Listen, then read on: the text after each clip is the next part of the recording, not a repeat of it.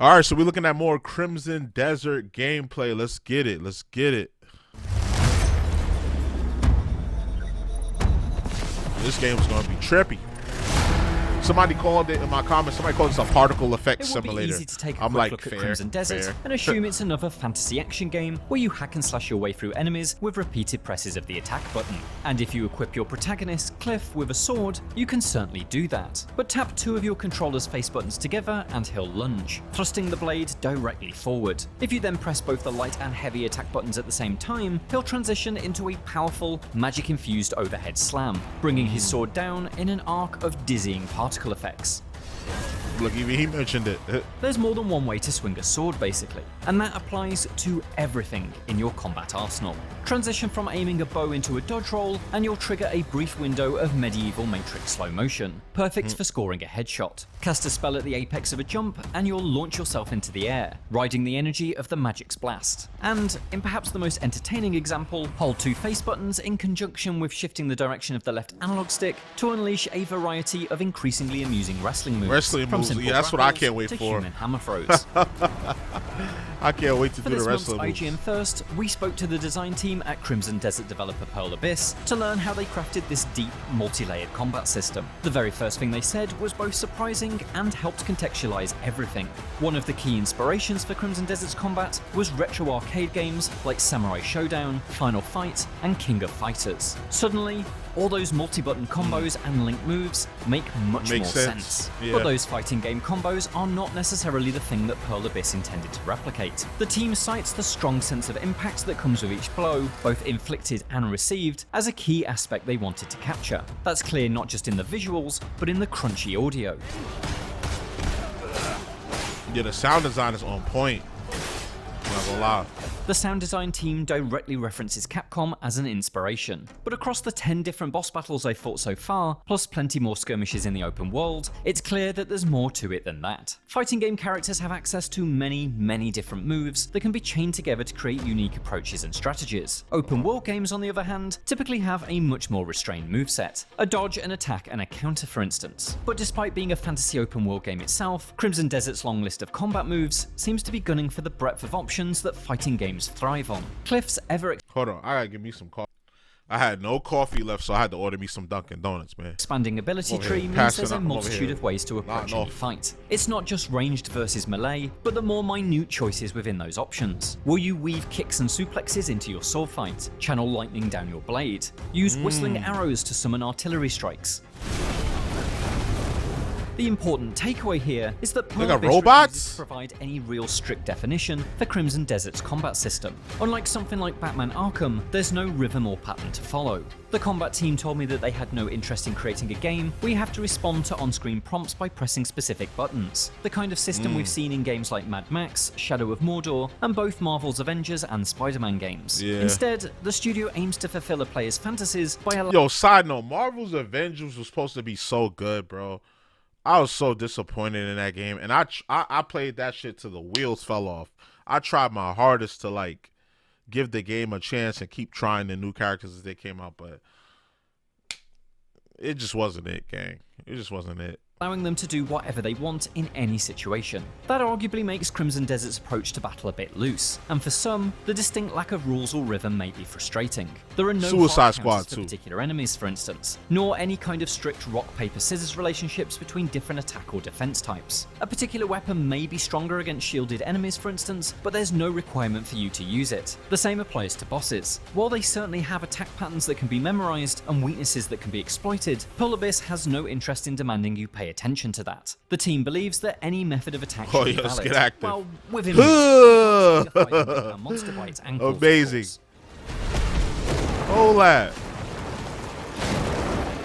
That reminds me of that 8 from There if you Sekiro. want it, but no worries if you don't approach, extends out into the world itself. The black space engine that powers Crimson Desert is able to simulate elemental reactions. So water can either freeze or conduct electricity when struck by the correct spell, while wood will burn and smolder when set alight. The combat team cites the modern Legend of Zelda games as inspiration for this, in which there's constant interaction between you and the environment. But this is very much a system that you can master and exploit if you choose to, rather than a core component of combat. For instance, there won't be a boss boss battle where you have to freeze water to hold your foe in place, or coax them into a metal grid you can then electrify with a lightning spell. Kliff is not a wizard, and so his spells come courtesy of a bracelet that grants him simple mastery over fire, ice and lightning. But new weapons and gear help expand his ability set further than the unlocks available on your skill tree. There's a spear, for instance, which opens up like a propeller and blasts enemies with bursts of wind like a deadly airzuka, and a sword that summons an angry genie-like creature.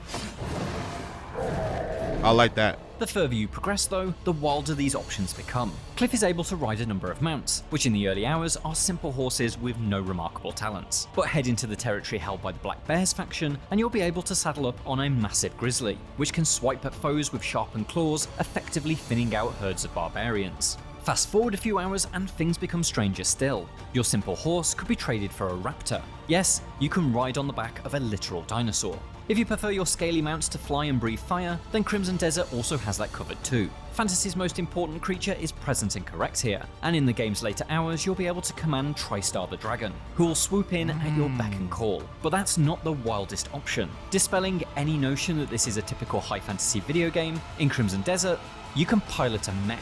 Yes, really. Where does the mech come in the story? Where does that come in? The Dwarven Engineered Battle Robot the is hell? a late game treat that asks the question, what if a Bioshock Big Daddy and a Titanfall mech had a baby? Equipped with thrusters, machine guns, multi-target lock Chromium rockets, and a wide radius EMP blast, your sword and board wielding enemies don't stand a chance. Fire-breathing dragons and machine gun toting mechs could absolutely destroy Crimson Desert's balance, but they've been carefully plotted on the campaign's overall power curve. Pearl Abyss's combat team explained that such mounts Okay, I didn't notice my camera was on the fritz. My fault. Are not designed to be simple tools that you can use whenever you want, and so all of the robot's destructive devices drain a limited fuel gauge, which, when depleted, will put the machine out of action. This means you can't just use this modern marvel of technology in perpetuity. You won't be able to stroll up to a boss battle and decimate a knight with your stock of missiles. But when you are in the pilot's chair, there's no denying that things become more of a massacre than an even matchup. Where does this come in the story? Like, why are there mechs?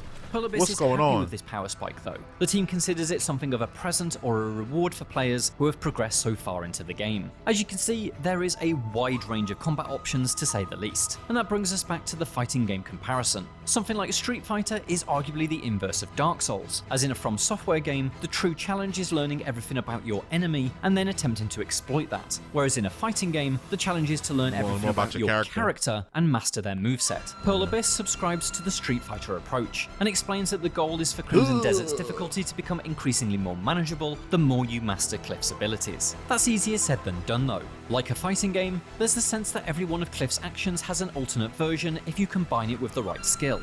This naturally creates depth, but also complexity. Dive in without any instruction and it can feel quite overwhelming. In an attempt to keep things as simple as possible, Pearl Abyss has put a lot of focus on what each button does. The idea is that there's consistency in every action. If you want to introduce an element into an action, you build on your existing knowledge of the controller. Clicking the thumbsticks, for instance, fires magic spells from your palms. Click the left stick to use your left palm, click the right stick to use your right palm. And so to do a triple jump, which is powered by your magic spells, you string together an L3, R3, L3 combo, rather than tap the jump button 3 times.